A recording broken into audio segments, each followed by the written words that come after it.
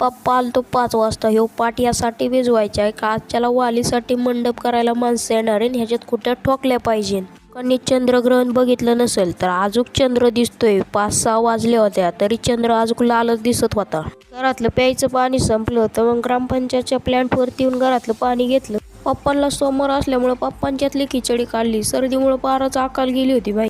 मी निघालो होतो वावरात. मधल्या पाटाला बँड लावून भिजवलं होतं. मग थाळी लावून पॅक करून टाकलं. गाडीवरती पहिली कोण टाकली कारण का उन्हात राहिली ना पेट्रोल इयर धरते. पप्पांचं चाललं होतं वावराला 180 काट्या पुरत्यान का नाही. चुलत्याच्या वावरात बेडच्या सऱ्या काढायच्या होत्या आणि त्यात पप्पाला उभं थांबवलं होतं. पप्पाचं एवढं वजन आहे काय.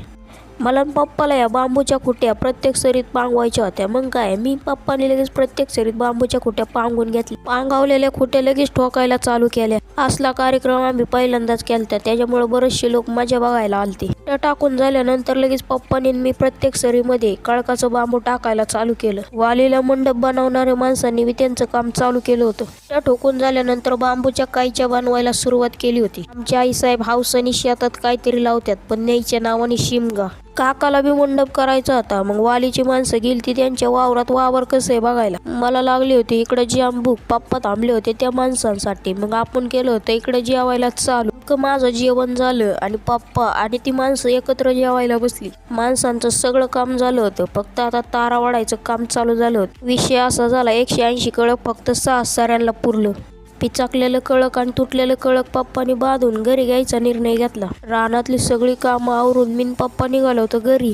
मधल्या रस्त्यात आल्यावर पप्पाला वाटलं ड्रिपचा कॉक चालू केलाय का नाही. मग परत आम्ही वावरात आलो तर ड्रिपचा कॉक बरोबर चालू होता. ड्रिपचा कॉक बंद असताना मोटरचा जाळण दूर संघाचाच निघला असता. पप्पाचं म्हणणं आहे सगळं फ्यूज टाकलं ना लाईट लागते आणि एक फ्यूज टाकला की लाईट जाती.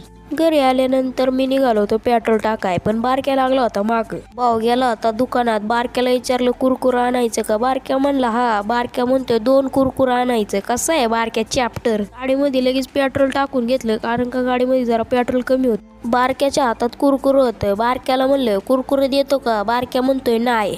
उद्याच्याला ही तार पुरण नाही पुरण. त्याच्यामुळे ताराचं वजन केलं तर 350 किलो. इकडे आई साहेबांनी आपल्याला चहा आणला होता. मस्तपैकी चहा पेलो. तिने केली ती गोसावळ्याची भजी. जरा टेस्ट करावं म्हणलं तर माझी अवस्था सर्दीने पारच बेकार झाली होती.